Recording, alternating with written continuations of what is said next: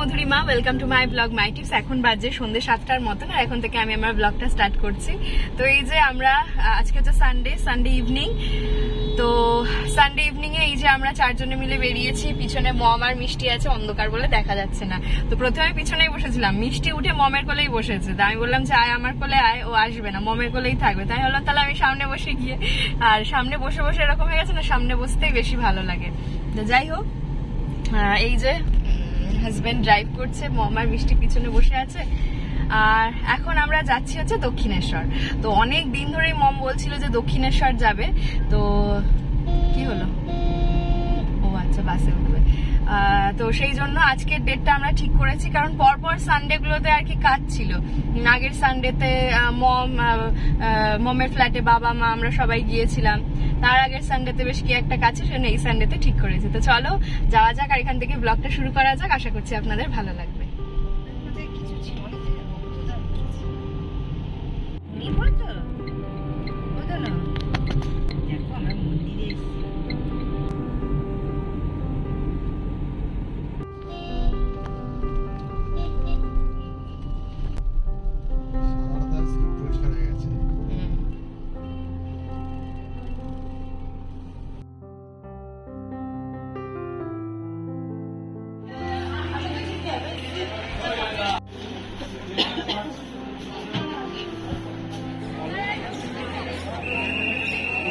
পুজো দেওয়া কমপ্লিট, খুব সুন্দর পুজো দিলাম, একদম ফাঁকা ছিল।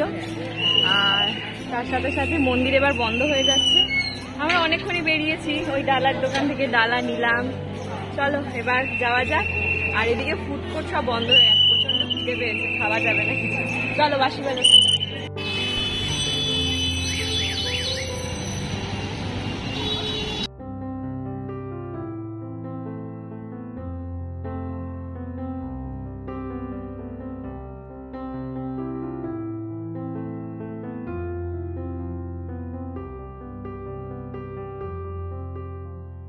আমরা চলে এলাম পারিজাতে। দক্ষিণেশ্বর থেকে সোজা চলে এলাম বিরাটিতে।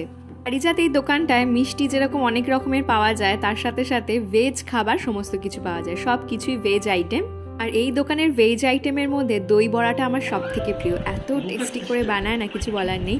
আর এই গরমে ওই এগ রোল, চাউমিন, এই ধরনের জিনিসপত্র মোটেই খেতে ইচ্ছা করছে না। ওই এই গরমে মেনুতে কড়াইশুটির কচুরি দেখে লোভ সামলাতে পারলাম না, তাই ভাবলাম কড়াইশুটির কচুরি এবং তার সাথে সাথে আমার প্রিয় দই বড়া নেওয়া যাক।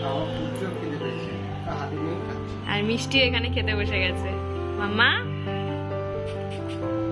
আর লাস্টে রয়েছে দই বড়া। পাড়িয়েতে দই বড়া খেতে ভীষণ ভালো লাগে।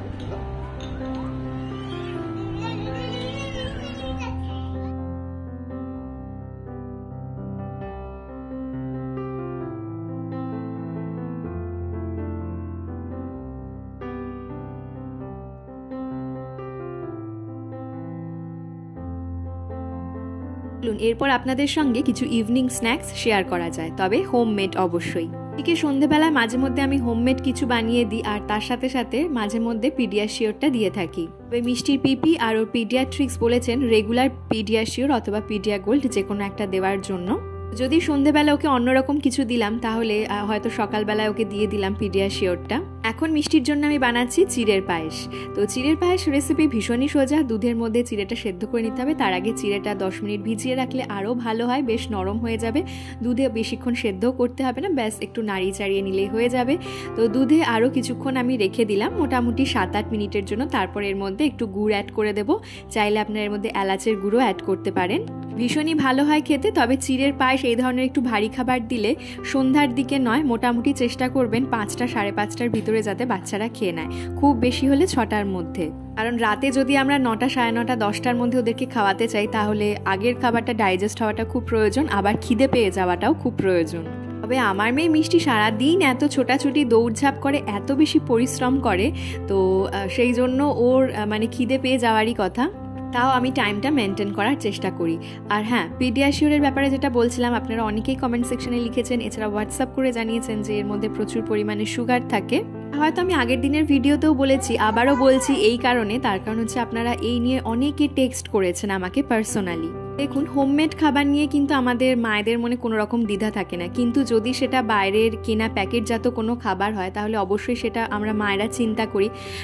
তবে সেক্ষেত্রে বলবো ডক্টরসরা যখন প্রেসক্রাইব করছেন আমার মনে হয় না খুব একটা অসুবিধা হবে।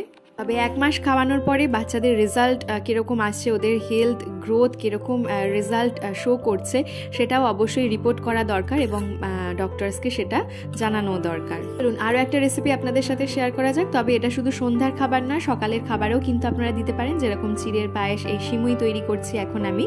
একটু চপড করে নেওয়া ড্রাই ফ্রুটস অ্যাড করতে পারেন, different kinds of dry fruits যেরকম আখরোট, আমন্ড এগুলো অ্যাড করতে পারেন আরও বেশি হেলদি করার জন্য, মানে একটু ভারী করার জন্য। আর আমি শুধু আজকে কাজুই অ্যাড করছি এবং তার সাথে সাথে সিমুই অ্যাড করে দিলাম। মিষ্টি হওয়ার জন্য আমি গুড় ব্যবহার করেছি। তো সিমুইটা একটু নরম হয়ে গেলেই তারপর আমি নামিয়ে নেব। সবশেষে এর মধ্যে দেবো আমি একটু কেশর। কেশর যদি বাচ্চাদের দেন, মোটামুটি 2 বছরের বাচ্চাদের আর কি, 2 থেকে 3টের বেশি দেওয়া যায় না। তো এখানে আমার সিমুইয়ের রেসিপিটা তৈরি হয়ে গেল। লাস্টের রেসিপিটা কিন্তু আমি আপনাদেরকে দেখার জন্য রিকোয়েস্ট করব। ভীষণই আপনারা পছন্দ করবেন এবং বাচ্চারাও কিন্তু খেতে খুবই পছন্দ করবে। তো এই যে কেশর, এই কেশরটা ওর পিপি কাশ্মীর থেকে এনে দিয়েছে। কাশ্মীরে যে দুর্ঘটনা হয়েছে তার কিছুদিন আগেই ওর পিপি গিয়েছিল, তো সেই সময় আনা কেশর। এখানে ওদের ফোন নাম্বারও দেওয়া রয়েছে, অনলাইনে চাইলে আমরা আনাতেও পারি ওখান থেকে।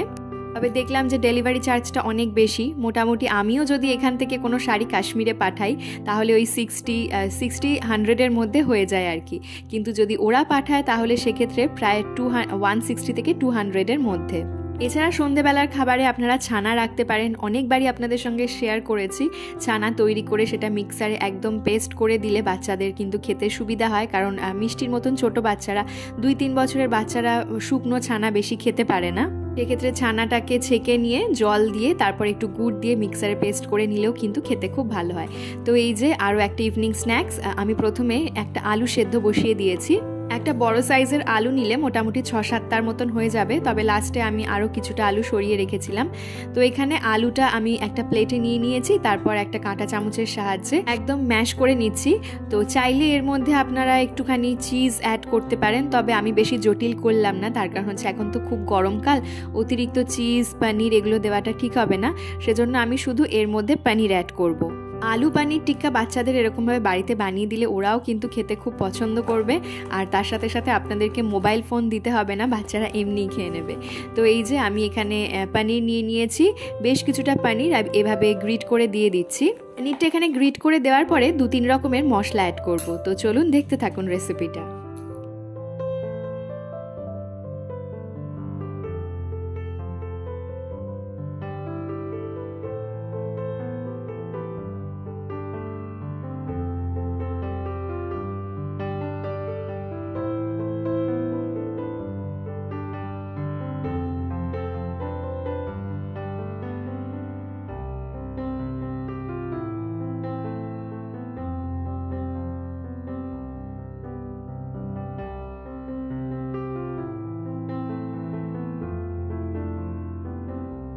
পনির আর আলুটা ভালোভাবে একসাথে মিশিয়ে নেওয়ার পরে এর মধ্যে আমি অ্যাড করে দিচ্ছি স্বাদ মতন লবণ, তারপর এর মধ্যে দিচ্ছি সামান্য পরিমাণে একটু জিরে গুঁড়ো, এরপর দিয়ে দেবো একটু গোলমরিচ গুঁড়ো, একটু ধনে গুঁড়ো অ্যাড করতে পারেন অথবা এর মধ্যে একটু কোচানো ধনেপাতাও অ্যাড করতে পারেন। আমি সেসব কিছু অ্যাড করলাম না। দিয়ে সমস্ত ইনগ্রেডিয়েন্টসগুলো ভালোভাবে একটু মিশিয়ে নিচ্ছি। সব শেষে এর মধ্যে আমি অ্যাড করব একটু কাসৌরি মেথি। একটু বড় বাচ্চা হলে টেস্টটাকে ইনক্রিজ করার জন্য এর মধ্যে অর্গ্যানিক হার্বস থেকে শুরু করে চিলি ফ্লেক্স এগুলো অ্যাড করতে পারেন। তো এই যে একদম তৈরি হয়ে গেছে আমার মিক্সচারটা। লাস্টে এর মধ্যে একটু কাসৌরি মেথি অ্যাড করে দিয়ে আরও একবার ভালোভাবে মিশিয়ে নিচ্ছি।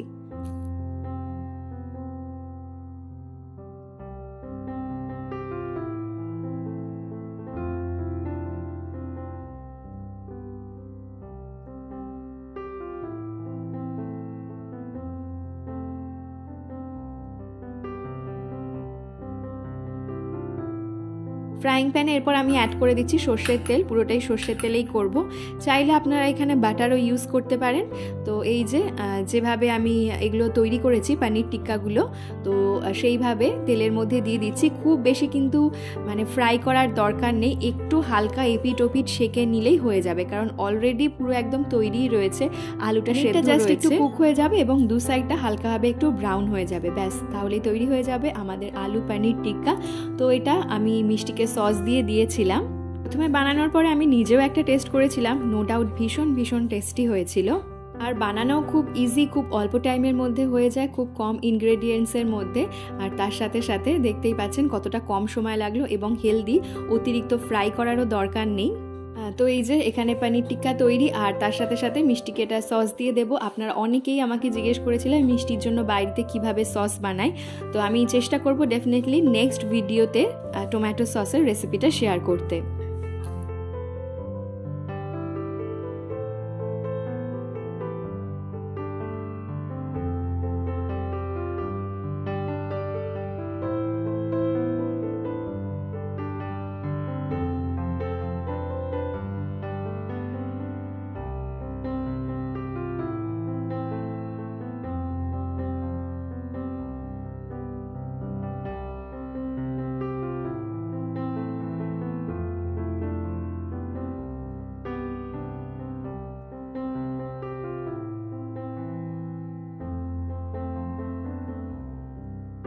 তাহলে ভিডিওটা দেখতে দেখতে যারা একদম শেষ অবধি চলে এলেন, আশা রাখবো ভিডিওটা হয়তো তাদের একটু হলেও ভালো লেগেছে। আর যদি ভালো লেগে থাকে চ্যানেলটা সাবস্ক্রাইব করে দেবেন। কেমন লাগলো অবশ্যই কমেন্ট সেকশনে জানাবেন। আর আপনার করা একটা লাইক আমাকে নেক্সট ভিডিও বানাতে অনেক অনেক বেশি মোটিভেট করবে। তাহলে আজকের ভিডিওটা এখানেই শেষ করছি, ফিরবো নতুন ভিডিও নিয়ে। ভালো থাকবেন, সুস্থ থাকবেন, ধন্যবাদ।